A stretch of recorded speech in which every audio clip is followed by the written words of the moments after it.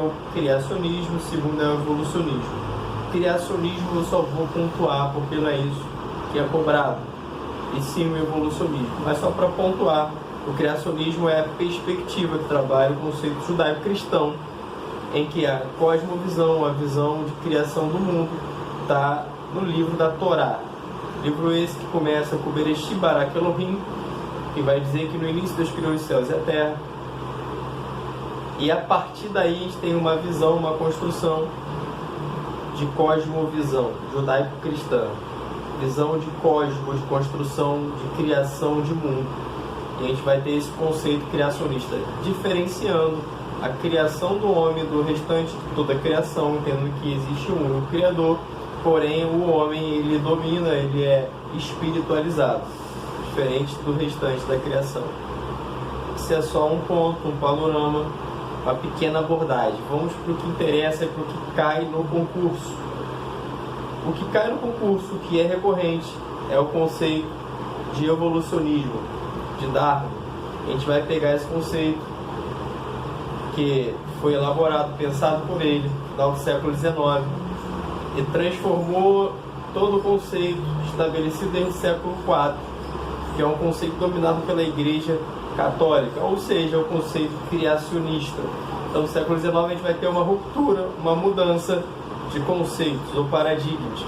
Isso vai gerar muitos conflitos, porém essa é a corrente que é trabalhada nos concursos e no meio acadêmico científico. Esse conceito é por muitas das vezes confundido. Aqui eu vou trazer o ponto central, 2 pontos, na verdade, 2 pontos fundamentais que são trabalhados em pedidos de concurso. O primeiro ponto é do ancestral comum, entendendo que não é o homem veio do macaco, o homem evoluiu do macaco. Um ancestral comum tem o homem e o macaco. É um ancestral comum aos dois. Como se pegássemos uma árvore, tivéssemos um tronco, uma base desse tronco, esse ancestral comum surgiu 2 ramos. E desse ancestral comum, um ramo foi o macaco e o outro ramo foi o homem. Então teve um ancestral comum a essas 2 linhas distintas. Porém, a ancestralidade é comum. Então a gente consegue entender de forma mais lúdica, pensando dessa forma, visualizando uma árvore, entendendo que o homem não é uma extensão do macaco, mas houve um ancestral antes do macaco, que dele gerou o macaco, chimpanzés, etc., e o homem. E ali ele foi evoluindo. De que forma se deu essa evolução? Cara, é muito louco imaginar que o homem veio do próprio macaco e foi evoluindo. A gente só consegue entender essa evolução de homem vindo do macaco evoluindo por meio do Dragon Ball Z, né? Se a gente for olhar o Goku é esse homem evoluído que por vezes ele continua em uma elevação de Ki e se transforma no Super Saiyajin e um grande macaco, uma mistura. Enquanto ainda é Goku e ainda é homem, ele tem o rabinho do macaco. Então essa ideia louca de homem vindo do macaco a gente só consegue ver e perceber no Dragon Ball. E o Dragon Ball não vai cair no concurso. Mas a ideia da seleção natural, essa evolução da espécie por meio do homem mais adaptável, essa sim cai pra caramba a beça. Então, é importante a gente entender que a seleção natural e o ancestral comum são pontos fundamentais para entendermos esse primeiro grande bloco de história. Seleção natural é esse homem adaptável, esse homem que passa-se por circunstâncias das mais adversas e a sua prole ou os seus filhos, eles passam a ter condições genéticas evoluídas para suportar essas circunstâncias adversas. Então essa é a seleção natural. Isso pontualmente cai no concurso. Beleza? Dando mais um passo, entendendo mais um pouquinho, a gente vai ter 2 pontos também interessantes para trabalhar. Ainda dentro desse primeiro grande bloco, você vai ter toda essa evolução da humanidade. Vai passar por australopitecos, hominídeos, Homo habilis, erectus, neandertales, Homo sapiens sapiens. E quando a gente for chegar nessa parte que é a que nos interessa. Esse processo vai ocorrer dentro de milhares de anos. Quando a gente chegar, dentro de milhões de anos, quando a gente chegar dentro desses milhares de anos, que está nessa transição do Homo sapiens sapiens, que é a nossa realidade, que é o concurso está pedindo, principalmente a Fidiano Senai, você vai perceber que em 10.000 anos antes de Cristo, houve uma transição importante com o Homo sapiens sapiens. O que é o Homo sapiens sapiens? É um homem que sabe que sabe. Entendeu? Um homem que sabe que sabe. Homo sapiens sapiens. Então esse Homo sapiens sapiens é o que tem a reflexão do saber. Reflexão do saber. Esse homem, ele agora está deixando de ser sedentário e passando a ser, na verdade, ele está deixando de ser nômade, essa parada, deixando de ser nômade e passando a ser sedentário, ou seja, um processo de sedentarização. Ele deixou de estar sendo só coletor, caçador, perambulando. Aqui agora tem coleta, eu coleto. Aqui agora tem sementes, eu pego sementes. Ali agora tem... Então ele deixou de ser esse homem e passou a ser agora um homem que se fixa ao solo. Ele trabalha agricultura, trabalha criação de animais. Ele agora está fixo ao solo. Então esse é o sedentário, esse que se fixa ao solo, e esse que é perambulante, tal, é tipo um camelô, tá ligado? Na realidade de região metropolitana de São Gonçalo, Rua da Feira, Alcântara, você consegue ter uma dimensão do que é esse processo de nômade. Camelôs que surgem em toda esquina, em todo momento. Eles não param de migrar, de rodar de um lado para o outro. Então essa é a ideia de nômade. Um cara que não está fixo ao solo. Já é um comerciante, um cara que está na sua lojinha e tal. Ele é um cara sedentário, ele tem o seu ponto, ele tem sua loja. E nessa perspectiva maluca, chegada até aqui, aonde até aqui? Até o Brasil. Esse processo de que até então não era Brasil, né? Tá ligado? Quando, por acaso, por acidente, no período das grandes navegações, Pedro Álvares Cabral esbarra aqui, se perde, ou seja, o Waze mandou ele para dentro da favela. Aí começa-se esse processo de colonização. No primeiro momento, de exploração, predatório, se tirava daqui o pau-brasil porque era algo rentável, mas não se tinha tanta preocupação de se fixar a terra porque eles negociavam e lucravam muito com as especiarias da Índia, tá ligado? Essa parada aí. Detalhe, esse negócio de que, cara, ele chegava aqui por acidente, ou seja, uma inverdade, que chegaram aqui por acidente, nada, né? Tinha vários recursos de alta tecnologia, smartphone com GPS, eles tinham astrolabs e tal. A própria escola de Sagres funcionava a pleno vapor, tanto é que fizeram as naus e as caravelas com alta tecnologia, que os fizeram dobrar o cabo da tormenta. Então essa desculpa de que chegaram aqui, até porque o genovês, Cristóvão Colombo, ele já tinha dado a visão, já tinha passado a visão.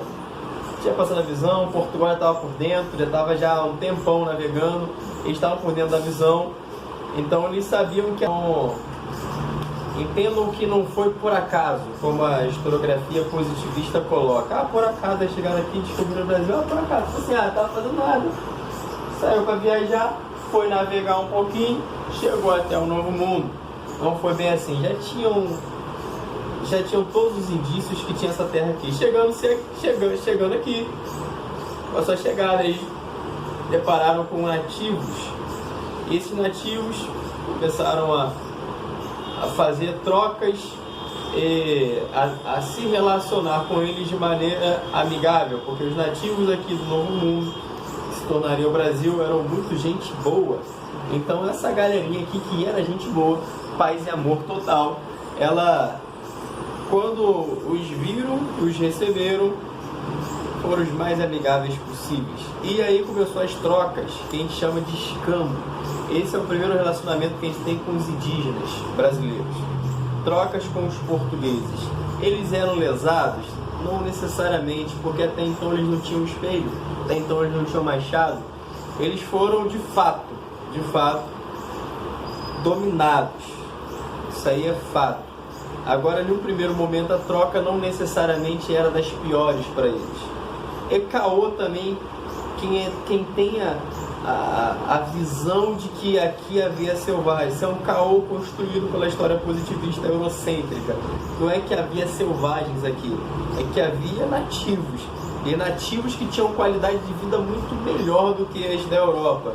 Esse selvagem é simplesmente pelo fato de eles não terem as doutrinas católicas ou os dogmas católicos. Então eles não se vestiam, não se comportavam dentro dos moldes da civilização europeia que estava dentro dos moldes católicos. Então, por isso eles eram selvagens. Mas aqui havia muito mais qualidade de vida do que na Europa. Porque na Europa se cagava na porta de casa e saía por cima da sua própria merda. Então aqui, pelo menos, os índios se retiravam, ia para longe das suas fontes de água, não contaminavam suas afluentes.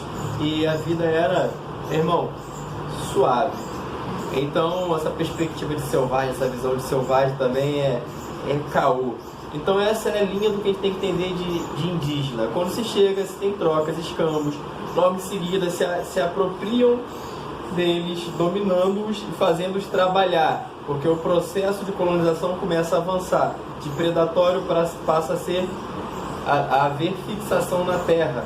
Então, dentro desse processo de se fixar a terra, de sedentarização, como a gente falou no primeiro grande bloco, começa a se ter essa necessidade, porque os negócios na Índia começam a enfraquecer devido à concorrência. Espanha, França, Países Baixos, geral entra na concorrência. Antes era só Portugal, estava tranquilo, eles estavam de boa. Agora outros países entram, então o bagulho fica doido na concorrência. Então Portugal se vê na situação de que, cara, eu tenho que fixar a minha colonização, porque senão eu vou perder terra. Eu já estou perdendo dinheiro, já está ruim para mim, já deu crise, então já estou na crise, já estou na merda. Então é melhor agora eu me fixar lá nesse novo mundo que eu descobri. Começam seus tratados, temos tratado de Tordesilhas, temos alguns tratados feitos principalmente inicialmente com Portugal e Espanha, para poder se dividir o que era de quem, porque ficou uma confusão, então se começou a definir dentro desses moldes. Só que aqui eu não quero entrar nesse mérito, eu quero falar desse processo de indígena, como se deu esse processo indígena. Aí a gente tem o caô também de que índio era fraco, índio ficava doente, índio ficava debilitado, porque tinha contato com doenças vindas da Europa, beleza, tudo isso é verdade, tudo isso foi de fato real. Só que a Igreja Católica primeiro mandou uma recomendação. E a Igreja Católica era fechadaça, eles eram brothers da coroa. Então você não podia passar muito por cima do que a Igreja Católica falava. A Igreja Católica queria catequizar os indígenas, os nativos, os índios. Entendam que índio é uma expressão errônea e uma má definição ou descoberta do próprio Pedro Álvares Cabral, lá na parte de cima da América. Quando a Espanha chega e descobre, mas enfim, isso é uma conversa para daqui a pouco.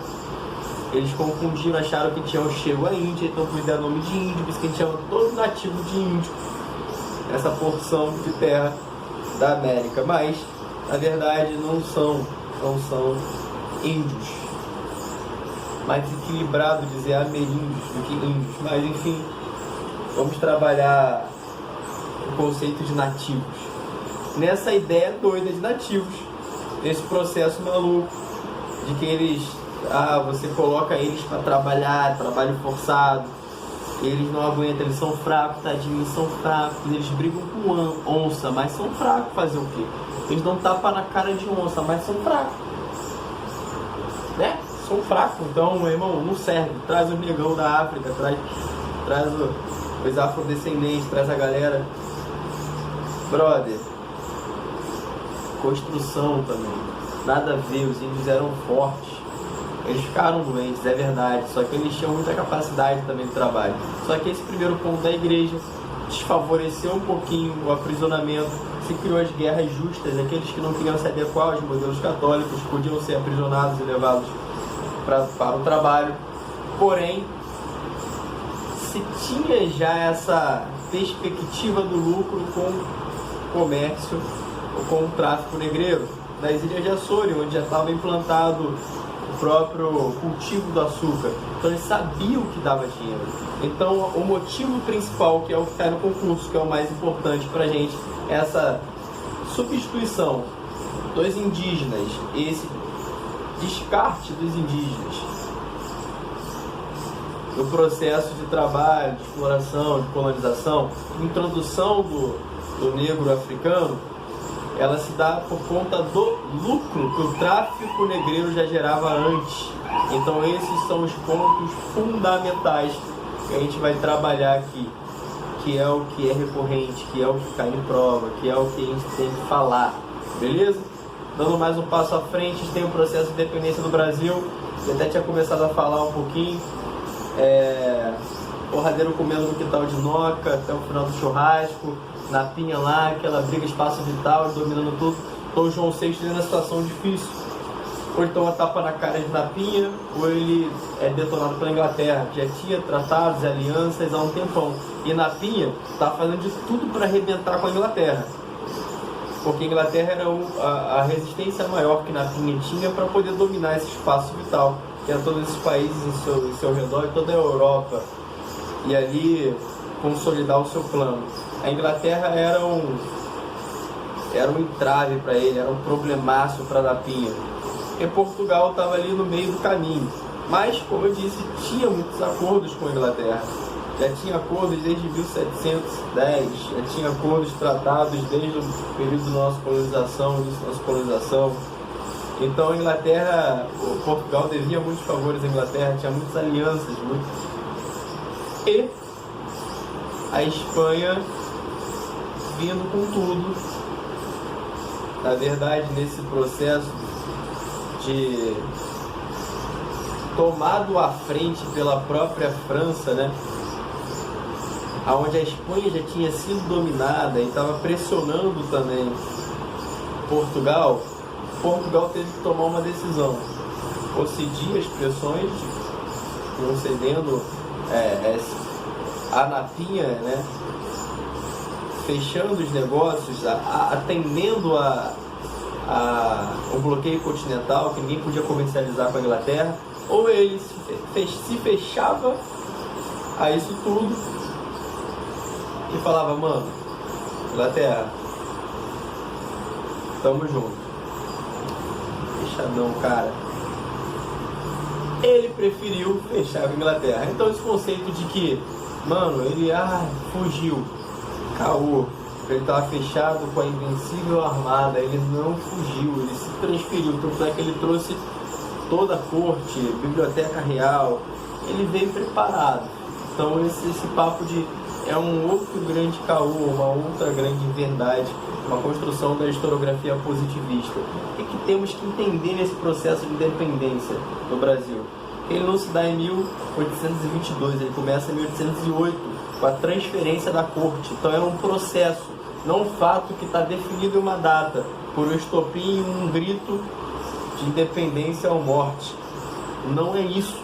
É um processo que começou em 1808, com a transferência da corte para cá, com a ajuda da Inglaterra. Com isso passou a dever mais favores. A Inglaterra começou a criar uma grande dívida externa e aí começa o nosso processo de independência. Beleza? É isso que a gente tem que entender. 1822, você vai saber, grito de piranga, não, Pedro I falando, isso é pro bem de geral, pro bem da nação, diga geral, mano, diga geral, anuncia, na verdade, põe no stories, no Instagram, que eu fico. Mano, isso aí tá cansado de saber, só que isso aí não é o que a gente vai ver numa prova. A gente vai ter que entender os processos. Quando chega em 1815, Portugal e Brasil se tornam Reino Unido, Portugal, Reino Unido, Portugal e Algarves. Cara, ali já é uma definição de inversão de valores, teoricamente, nesse modelo de exclusivo comercial, de metrópole e colônia, porque agora, mano, o que era metrópole deixou de ser metrópole, tá na colônia. Então o que era metrópole passou a ser, inverteu, então o peso tudo mudou, Então isso que a gente tem que entender, esse processo ele não é definido em 1822, ele começa com a transferência, abertura às nações amigas do Porto, começa a negociar, então você rompe com o pacto colonial. Rompeu o pacto colonial, você tem agora um processo de independência se desenhando. Então isso que a gente tem que saber para o concurso, pensar e refletir. Beleza? Esse é o processo de independência. A gente vai ter alguns passos no período de Dom Pedro I. Dom João volta para Portugal, deixa seu filho, abdica do trono em favor dele. Uma estratégia de manter as duas coroas, só que dá ruim. O filho dele fica. Daí, de fato, vem essa consolidação de uma independência, mas ele faz tudo às avessas. Então, você vai ter em 1824 uma Constituição que é chamada de Constituição às avessas, na verdade, parlamentarismo às avessas, que é uma Constituição que ficou conhecida como Constituição imposta.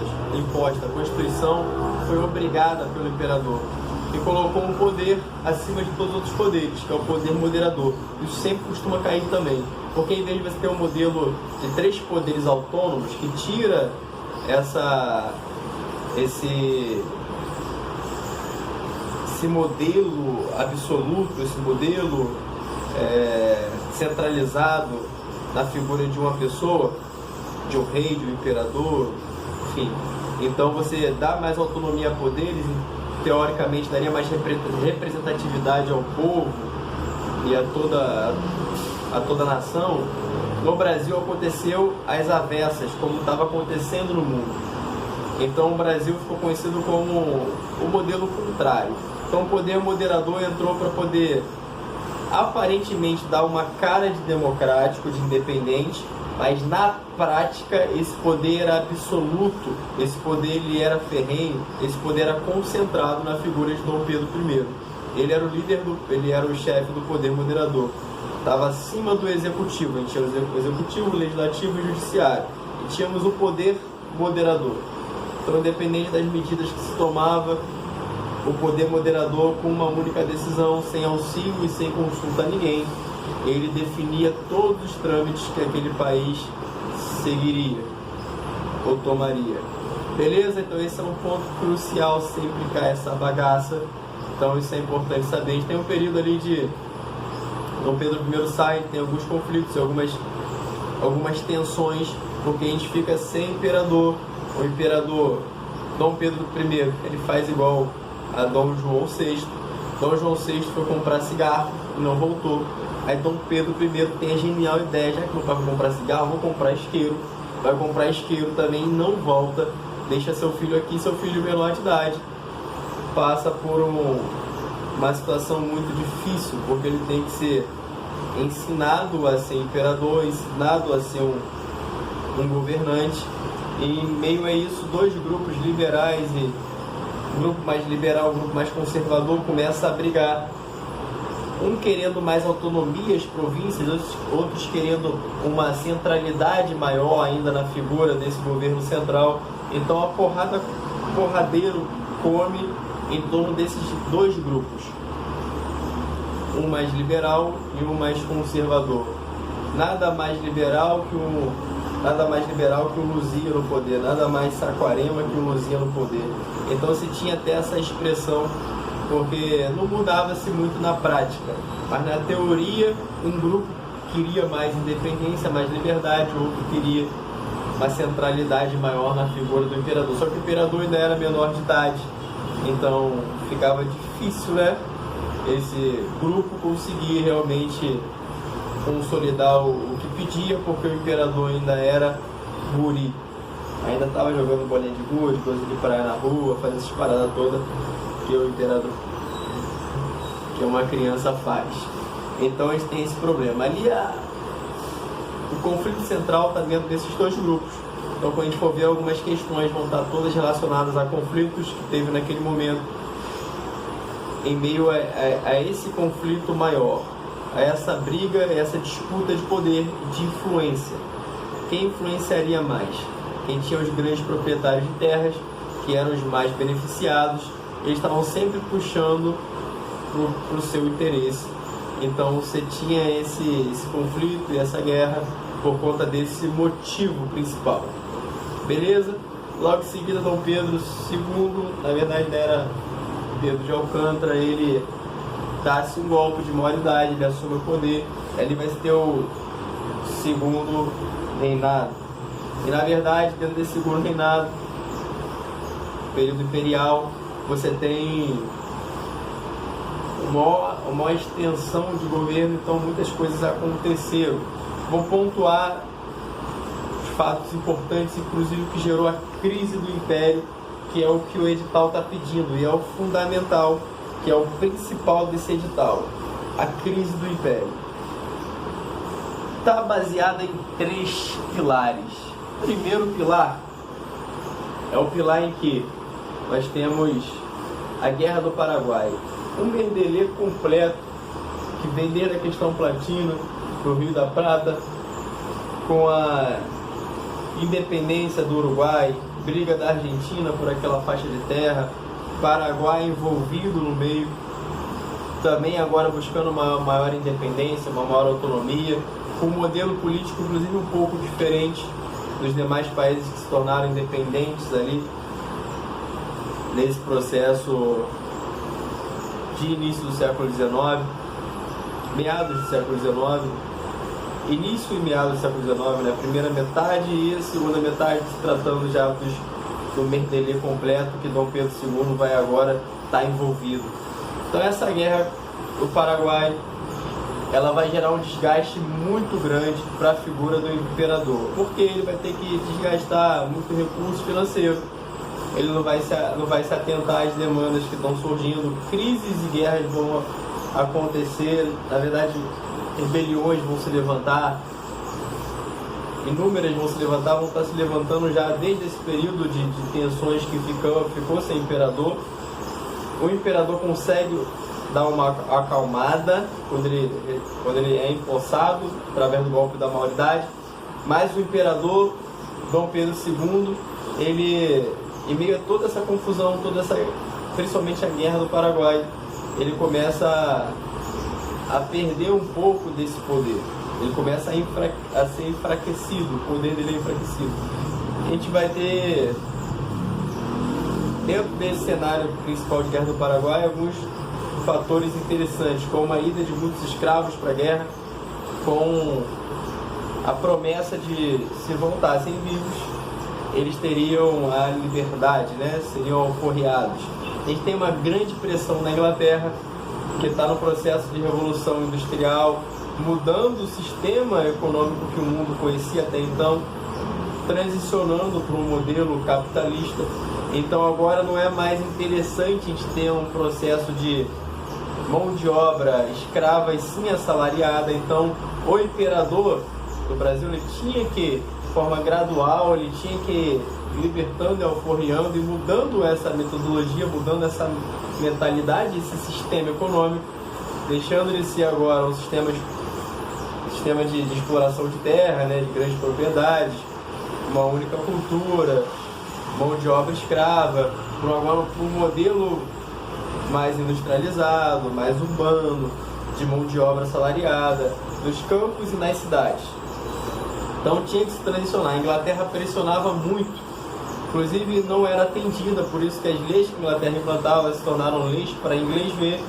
E dentro desse processo, dessa pressão, desse enfraquecimento, desses escravos que voltavam da guerra e não eram alforriados, e mais um detalhe importante, que foi o da Igreja Católica pedindo para se perseguir toda a maçonaria, na verdade não permitindo mais e proibindo de fato a existência da maçonaria no Brasil, foi a cereja do bolo, foi o estopim, foi a gota d'água, porque aí deu ruim de vez, porque o imperador falou, já estava uma miséria, tudo isso, todo o cenário que eu acabei de explicar, já estava sinistro. Aí Dom Pedro II pede para que acabe a maçonaria. Tem um detalhe, Dom Pedro II vem a notícia, Dom Pedro II olha e fala assim, meu caro, meu nobre, não rola, porque eu sou maçom. Se ele era maçom, como é que ele vai proibir a maçonaria? Então ele entra de encontro com o interesse do Papa. E aí, meu irmão, já viu, não dá para ir contra o interesse do Papa e ficar de boa. Aí, de fato, o bagulho fica doido. Vem a Lei Áurea, 1888, mas aí o caldo já tinha entornado. 1889, a gente tem a tomada de poder pela República das Espadas. E aí a gente entra na Primeira República. Dom Pedro II vai embora e agora começa-se a Primeira República. Essa Primeira República é o foco central que a gente tem que entender. Esse primeiro processo chamado de República das Espadas, mas agora a gente vê nesse novo foco, numa historiografia menos positivista, e o que é cobrado também, principalmente nesse concurso, é o fator de entendermos a Primeira República como um todo, não separarmos ela como República da Espada, café com leite e os processos como a gente viu, mas é entender que é a Primeira República. Enquanto Primeira República tem algumas características principais, e essa que tem que ser o foco para fazer a prova. Característica principal, coronelismo. A gente tem um processo de que, desde as esferas menores de relação de poder, a gente vai trabalhar o conceito de eu te favoreço, você me favorece, e assim a gente mantém uma teia de relacionamentos e uma teia de politicagem. Dentro desse processo, a gente tem o próprio clientelismo, que é a troca de favores. A gente tem um curral eleitoral e o mecanismo que se foi adotado para poder se manter esse modelo de república, de Primeira República. Vamos lá. Eu sou um coronel, dono de uma fazenda. Eu tenho um relacionamento com o governador com o presidente, e assim a gente fazia uma teia de relacionamentos, de troca de favores, ou clientelismo. O coronel fazia com que o governador fosse eleito. De que maneira? Através da porradaria, dos seus jagunços. O cara ia lá e falava o seu voto. Quando ele falava o seu voto, ele tinha que falar o nome do que era indicado pelo coronel. Se ele não falasse, né? Já sabe o que acontecia. Porrada comia. Ele não tinha o que fazer, ele não tinha pra onde correr, ele só tinha essa opção. Ou ele falava, ou ele votava em quem o coronel queria, ou ele morria. Então, esse era o curral eleitoral. E assim funcionava a Primeira República. Esse governo oscilava dentro dessas trocas de favores entre o que a gente chamava de café com leite, né? Entre São Paulo e Minas Gerais, que eram os dois produtos principais de exportação, de certa forma até comercialização interna e modernização do país, que estava vendo que havia naquele contexto, naquele momento, no início do século XX. Quando a gente se depara com essa Primeira República, com essa política, a gente vai ter algumas crises geradas por essa repressão, por esse momento de transição de império para a República. A gente vai ter crises que são importantes saber, como a de Canudos, Contestado, Vacina e a da Chibata. Não dá para entrar em cada uma e falar a fundo, porque é só para vocês entenderem o que é o principal. Não tem como abordar todo o conteúdo. Esse conteúdo é de 3 anos inteiros letivos, todo o conteúdo que eu estou passando em uma única aula. Então, como eu disse, é abordando o principal da prova. Então a gente tem que entender que Canudos e Contestados são movimentos messiânicos, onde o líder se levanta em meio ao sertão e traz algum tipo de esperança para um povo desesperançado e largado às traças devido a essa transição e mudança de eixo econômico, passando na Primeira República para esse eixo, né, principal de Rio e São Paulo. Então aqui é novamente o Nordeste, o Sertão, o Sul, eles passam a ser novamente esquecidos e abandonados. Esse eixo Sudeste passa a ser o mais importante. Então conflitos e guerras acontecem, o governo é acionado, ele toma a frente, extermina esses militantes e acaba com esses movimentos. A gente tem o da vacina, que é de Oswaldo Cruz, sanitarista ela já está mais centralizada aqui no eixo, no Rio de Janeiro, nesse principal eixo, que é uma mudança de uma política pública para tentar onerar menos os cofres públicos através de medidas de saneamento básico. Isso gera uma revolta pela falta de informação e de conhecimento. Então há uma guerra civil, entre aspas, um levante civil, em que as favelas, os mais necessitados, se colocam contra essa vacinação, não entendendo para que ela servia. E a da Chibata, é o Cândido o Almirante Negro, ele,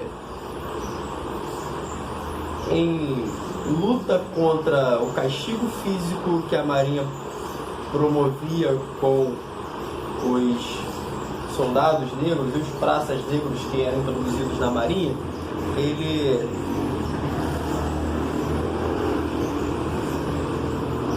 levanta-se contra a capital, né? Ele se levanta contra a capital, levanta-se seus canhões contra o Rio de Janeiro, e ali ele exige que não houvesse mais castigos físicos contra os chibatadas, contra os praças negros da Marinha. Ele aparentemente seria atendido, só que aí ele não é, ele é enganado, é levado preso e se torna um marco desse movimento, nesse período de Primeira República. E é importante saber, ele é um grande militante das causas negras. Inclusive é uma crise, né, de falar até mesmo de Zumbi do Palmares, quando a gente vê o Almirante Negro na revolta das Chibatas. É difícil ponderar, né? Mas aí é uma militância, deixa para quem milita, e enfim, isso é um outro assunto, é só mais voltado para a prova, para o recorte de prova, para o que é importante para a gente entender na prova.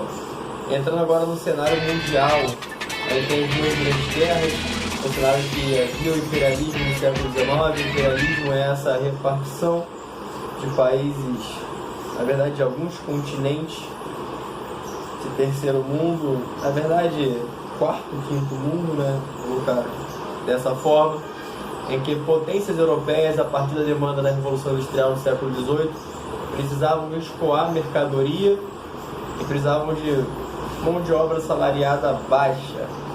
Disputas de grandes potências para poder repartir o continente da África, da Ásia, e você vai ter ali países chegando depois, como a Itália e a Alemanha. Isso vai dar um problema, cara, isso vai dar uma confusão, porque esse é o processo que vai gerar a Primeira Guerra Mundial. Devido a essa necessidade, depois do século XVIII, da Revolução Industrial, deles agora mudarem esse mecanismo industrial, né, que era de práticas mercantis, agora se tem um sistema, agora a mão de obra salariada, precisa escoar, está se produzindo mais do que se tem demanda, então eles precisam de novos mercados consumidores, e aí eles vão aproveitar para entrar em lugares que tem essa possibilidade de mercado, tem mão de obra barata, e com isso eles vão dominar, extrair matérias-primas, e vai haver um domínio sobre esse país. Eles vão entrar com a desculpa de levar a civilização, por isso que eles vão para esses continentes que são miseráveis, que estão em uma perspectiva de terceiro mundo, e vão levar a civilização com a desculpa de levar a civilização, mas na verdade eles estão dominando, estão extraindo e se favorecendo e se beneficiando desses povos, desses países, né, dentro desses continentes. Países esses, por vezes, recém-independentes, enfim. Mas você tem essa ideia do imperialismo. Através disso gera tensões e conflitos, porque países começam a disputar muito entre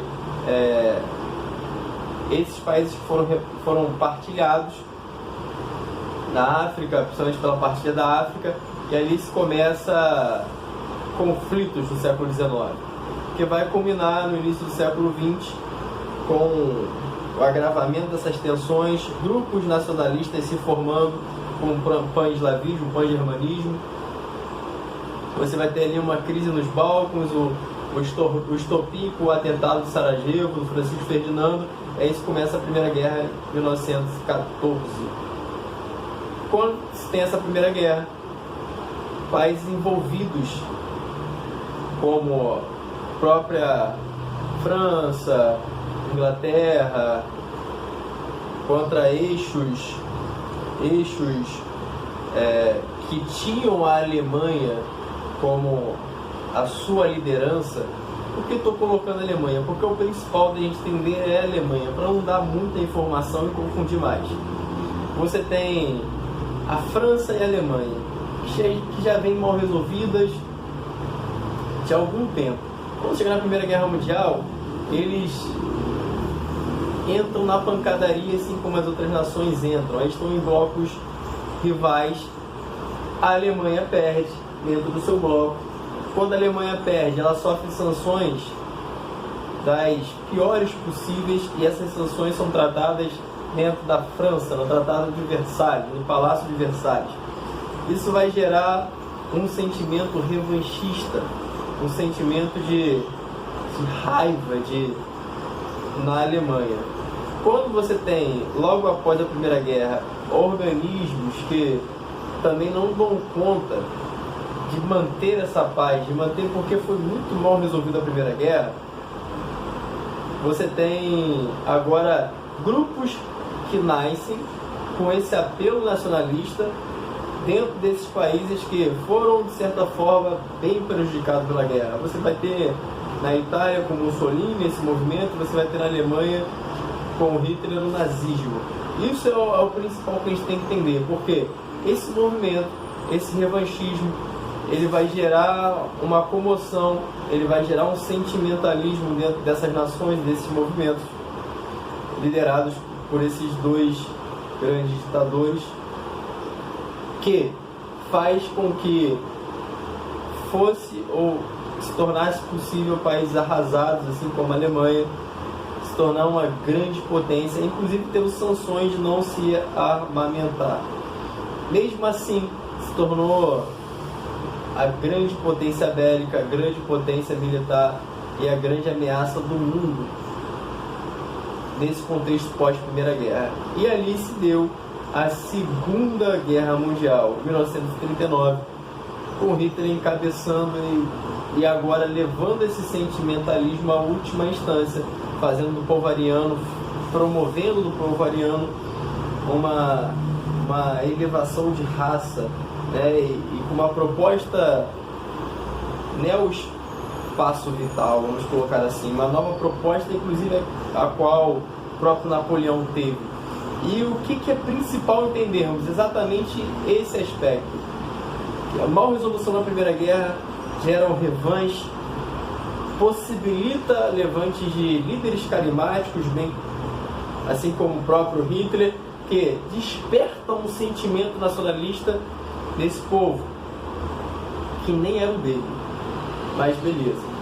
Quando a guerra termina, a Alemanha é novamente derrotada, os Estados Unidos entra novamente, assim como entrou na primeira. E detalhe da primeira, que também é importante para a prova, normalmente é cobrado na Primeira Guerra, em 1917, que a Rússia sai da guerra, e isso enfraquece inclusive a Rússia. A Rússia, quando ela sai, ela em poder bélico militar enfraquece, propriamente falando, a Primeira Guerra Mundial. Ela já estava com muitos conflitos e uma guerra interna com os czares, uma luta e um levante contra os czares, mas isso enfraquece mais ainda a própria Alemanha na Primeira Guerra Mundial, fortalece, porque aí entra os Estados Unidos. Quando a Rússia sai, a Alemanha é prejudicada, principalmente porque os Estados Unidos ele vem com tudo, porque ele já tinha lucrado demais também, ele já estava cheio de ganho, cansou de ganhar dinheiro, falou, agora é hora de resolver esse problema. Aí quando a Rússia sai, ali começa o levante da Revolução Russa, 1917. Lenin e Trotsky encabeçam o que vai ser agora, mais um pouquinho à frente, posterior, o socialismo. E aí vai estar o grande conflito e o que gira em torno de todo digital, de tudo que ele está falando, hoje é o que norteia toda linha de prova, ou toda uma banca, é o que vai nortear toda a banca. Normalmente mais para um viés de esquerda, inclusive, mas você tem que observar e se atentar a isso, porque é aí que está o que a gente hoje discuta, debate, é o que a gente trabalha, é o que a gente tem para poder resolver nos concursos. É o principal, entendeu? Então ali começa a se levantar o que vai depois ser consolidado com a União Soviética, o movimento de ideologia socialista. E os Estados Unidos já bem formulado, bem desenhado, enquanto capitalista vai ser o seu grande rival. Então esse é o primeiro fato mais importante que acontece na Primeira Guerra Mundial.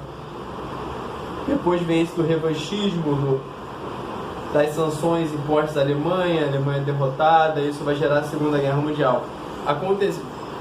Veio a Segunda Guerra Mundial após o movimento nacionalista de gerar, como eu já coloquei, como eu já expliquei, você tem o início da Segunda Guerra Mundial com Hitler,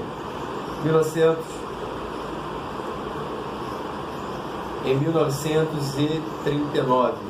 Você tem esse levante de Hitler invadindo a Polônia, porradaria comendo no quintal de Noca até o final do churrasco. E o final do churrasco foi muito ruim para Hitler, porque novamente ele perdeu, novamente os Estados Unidos entrou, novamente se desenhou como a Primeira Guerra Mundial havia se desenhado, com esse eixo dominante ganhando novamente.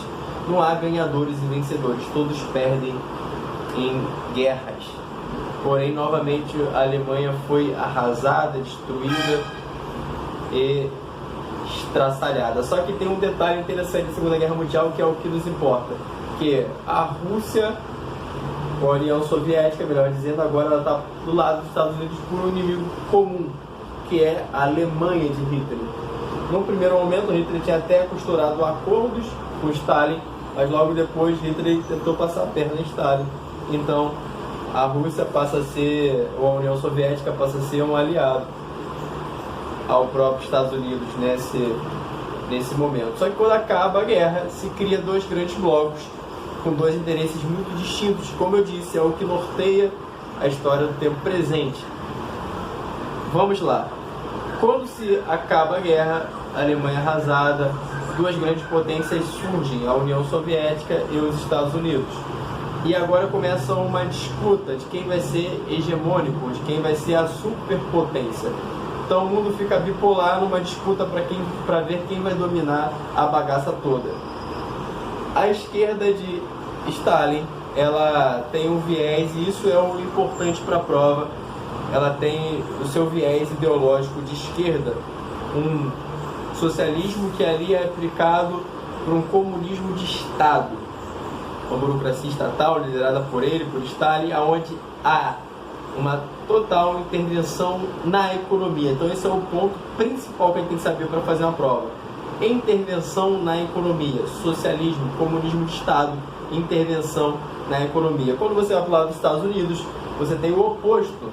Então é fácil entender um, entender o outro. Quando você vai para a direita, você percebe que os Estados Unidos ele não tem uma perspectiva de intervenção do Estado. Você tem um modelo de liberalismo econômico, que depois vai se tornar keynesianismo, que é uma relativa intervenção do Estado após a crise de 29, e depois vai seguir para o neoliberalismo, que é novamente uma não intervenção do Estado. Isso é importante para o aspecto de geografia, já dando um gancho falando no bloco de geografia. Então, trabalhando um pouco mais esse aspecto, que é o principal, que é o cerne do que a gente está conversando, você tem que entender isso. A esquerda, ela intervém no Estado. A direita, ela não intervém no Estado. A direita, ela tem alguns processos de não intervenção no Estado, da mão invisível, né? Que o Adam Smith fala. A direita, ela tem esse aspecto, dentro desse aspecto, um processozinho com 3 etapas. Liberalismo econômico, que é a não intervenção do Estado. O keynesianismo, que é a relativa intervenção do Estado na crise de 29, e o neoliberalismo econômico, um novo modelo de liberalismo econômico. Então é esse o processo que a gente está vivendo Guerra Fria, o modelo neoliberal, que é o que a gente vive hoje em dia, o modelo neoliberal. Então, entendido isso, a gente vai perceber que nesse momento de Guerra Fria não houve conflitos diretos entre Estados Unidos e União Soviética, só disputa por poder, território e influência com as suas ideologias. Houve guerras indiretas entre alguns países, mas não diretas. A guerra foi de nervos, então por isso Guerra Fria. Então você tinha essa guerra de... Se eu fazia uma bomba, se a esquerda fazia, se Stalin fazia uma bomba nuclear, o próprio Estados Unidos fazia a sua também. Se a União Soviética chegava ao espaço, os Estados Unidos chegavam ao espaço também. Então começou uma guerra armamentista, uma guerra de avanços técnicos, inovações. Então esse foi a guerra, esse foi o contexto e foi o que aconteceu. E o principal foco que a gente tem que ter é que havia essas duas posturas ideológicas bem marcadas, disputando por uma hegemonia em que eles não guerreavam diretamente com conflitos bélicos, mas indiretamente, e a principal guerra era ideológica, de influência, por meio de propagandas, por meio de avanços e modernizações científicas, e esses eram os aspectos principais desse conflito, dessa guerra, de influência e acordos e posturas políticas em torno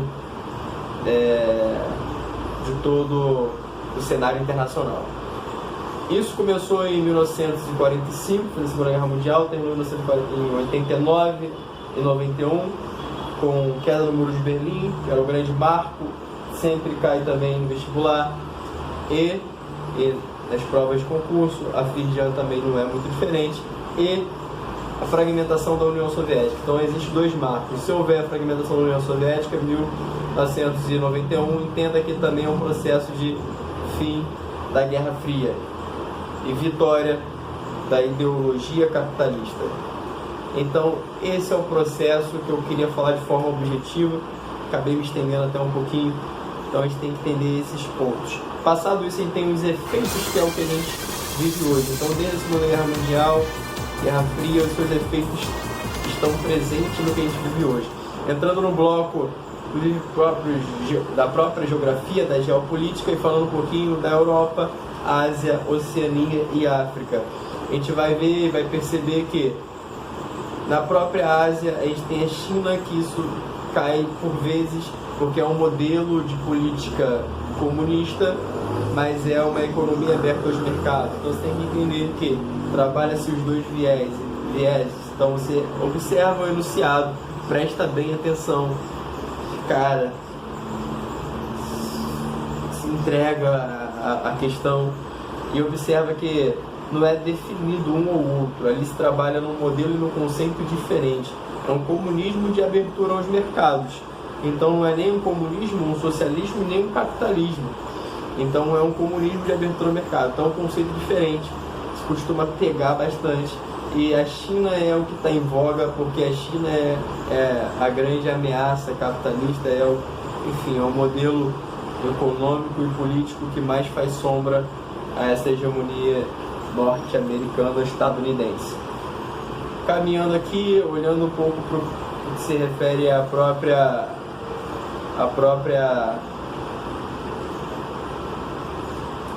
África, vamos entrar aqui no aspecto da Europa, e já ir tratando de um assunto bem mais complexo. Vou pegar a Europa e depois eu vou para a Ásia trabalhar também o conceito. Melhor, vou trabalhar o conceito, continuar na Ásia, depois eu passo para a Europa, para a gente manter uma linha de raciocínio mais coerente. Quando a gente olha ali no próprio Oriente Médio, trabalhando esse recorte de Oriente Médio, a gente não sair muito do que a gente estava falando, inclusive na própria Ásia, da China, do modelo comunista, a gente vai perceber que por trás de alguns levantes, alguns conflitos aparentemente, meramente terroristas, está a ideologia, ou estão as disputas ideológicas. Quando a gente olha para o contexto do Oriente Médio, no cenário internacional, você vai perceber que atualmente Irã está nesse conflito bem intenso com os Estados Unidos, inclusive numa eminente Terceira Guerra Mundial, antes um pouquinho era com a Coreia do Norte, e tudo isso começou a se agravar, né, que começou a se agravar, porque isso já existe, ali é um barril de pólvoras, porque Estados Unidos reatou alianças ou vínculos mais próximos com Israel. É interessantíssimo para os Estados Unidos, porque ele domina o centro da onde você extrai um dos maiores recursos minerais que a gente tem no momento, que é um dos mais usados para o mundo capitalista que a gente vive, que é o petróleo. Então é de extremo interesse, para além do interesse e da aliança histórica que os Estados Unidos têm com o próprio Israel, devido à sua origem protestante, você tem uma visão comercial muito forte por parte dos Estados Unidos e de interesses políticos muito claros. Em contrapartida, o Irã e o próprio Iraque, ele é prejudicado em que se refere a esse acordo selado pelos Estados Unidos e Iraque, porque ali você fortalece um grupo religioso específico, um país específico, no qual o Irã e o Iraque, que está em voga, por isso que eu estou focando neles, declaram já guerra há bastante tempo. Então, a Guerra Santa, uma guerra religiosa, onde eles, por conta de um segmento do Islã mais radical, que é os xiitas, diferente da Arábia Saudita, que é os sunitas que predominam lá, que é uma política de Estado. Ali é um Estado que usa de política um regime religioso mais extremado. Então o Irã e o Iraque usam o xiismo, que são os movimentos mais jihadistas, mais de guerra, mais de conflito, de não aceitação e tolerância a outras religiões, entendendo que só existe um único caminho para se adorar aquele Deus, e não tem como haver competição entre um outro Deus. Então eles cometem atos terroristas, enfim, de guerras para poder irem de contra com aquilo que eles acreditam. Nessa perspectiva existe uma guerra ferrenha contra Israel. Então, teoricamente, a guerra é religiosa. Porém, quando você entra numa guerra religiosa contra Israel, indiretamente está entrando numa guerra contra os Estados Unidos. E como eu disse, aquela região de minério, tendo esse aspecto, inclusive de geografia, o minério, que ele não é renovável, então ele está se esvaindo, cada vez é mais caro e mais precioso. Quando você explora de forma comercial, você tem interesse também econômico ali naquela região, não só religioso. Então, por trás do próprio Irã e por trás desse interesse maior religioso, você tem também uma disputa indireta com o próprio Estados Unidos, já que os Estados Unidos está dando apoio e cobertura para Israel. E, por conseguinte, você tem um apoio da ideologia de esquerda por trás da Rússia, amparando esses países e dando força a esses países para lutarem não só contra Israel, mas contra os Estados Unidos, como foi esse levante da própria Coreia do Norte e agora do Irã. A gente viu um tempo atrás a própria Síria, e isso vai gerar os problemas migratórios que vai afligir a própria Europa, e é um assunto que eu também vou tratar. Mas o que eu quero deixar claro a nível da prova e de questões de prova é que quando a gente trabalhar o Oriente Médio, o barril de pólvora, você tem que entender que, por exemplo, o assunto que está em voga do Irã não necessariamente é só um assunto de guerra santa ou guerras religiosas, porém tem a ideologia por trás, a Rússia por trás do Irã, com seus objetivos ideológicos de esquerda, e os Estados Unidos por trás de Israel, seus objetivos ideológicos de direita. Então é isso que eu quero atentar você que vai fazer a prova. Para caminharmos, a gente tem na Europa processos migratórios, tivemos ali guerras que, como eu disse, é um barril de pólvoras que fez com que houvesse um processo migratório muito grande. E a partir da África, com a entrada dessas potências europeias na África também, fez com que o refluxo migratório fosse muito grande. E a entrada de africanos e agora de islâmicos, de árabes islâmicos na Europa tem sido muito grande, para fugir de guerras, para fugir de miséria, para fugir de circunstâncias das mais adversas. Então lá na África, na Europa, está havendo processo migratório muito grande. Isso está em voga, acredito que seja pauta de prova, possível redação, enfim, porque é uma crise que a Europa está enfrentando e está gerando muita intolerância, cada vez mais intolerância, cada vez mais xenofobia, cada vez mais crises em relação a esse fenômeno. A gente tem na Europa também o Brexit, né, que é a saída do Reino Unido da União Europeia. Isso implica em Reino Unido, cabeçado pela Inglaterra, não mais ter a base de livre circulação de pessoas, livre circulação de mercadorias com toda a União Europeia, só com o próprio Reino Unido, deixando a par algumas outras relações e acordos, como união aduaneiras e tal. Então a gente já entra em blocos econômicos, que é o que a gente vai poder trabalhar também, que é o que eu recomendo também que seja trabalhado para a prova e para o edital de geografia. A gente tem esse que está em voga, da União Europeia. Como não dá tempo de trabalhar todos, então a gente vai falar desse um pouquinho, que traz isso como característica principal: circulação livre de pessoas, circulação livre de bens, uma única moeda. Então, acordos e relações padrões para toda a União Europeia, com uma única moeda, o próprio euro. Então, não necessariamente um país se destaca, um bloco menor se destaca, toda a União Europeia ganha. Isso equilibra as ações. Quando você sai fora dela, naturalmente você está assumindo uma certa autonomia e fazendo acordos e tendo relações paralelas ao próprio bloco econômico da União Europeia. Só que o que gera problema internamente, principalmente no Reino Unido, é a Irlanda do Norte, com a Irlanda dentro do Reino Unido, que estava nesse bloco da União Europeia.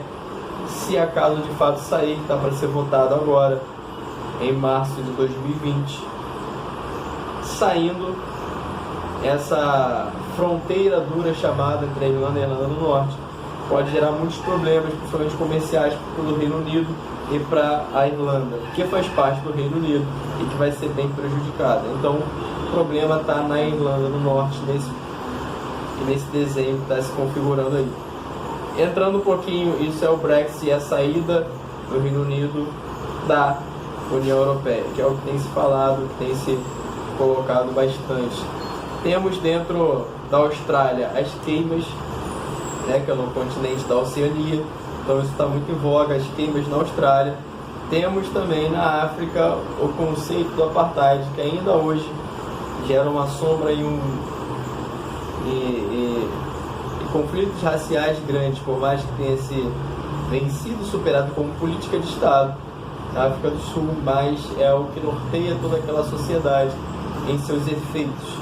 Então é importante entender o que foi o apartheid, como ele se desenvolveu e quais foram os efeitos que ele deixou até hoje, sendo a África do Sul um continente que ainda hoje é predominantemente branca. Beleza? Acho que ficamos por aqui. Até a próxima.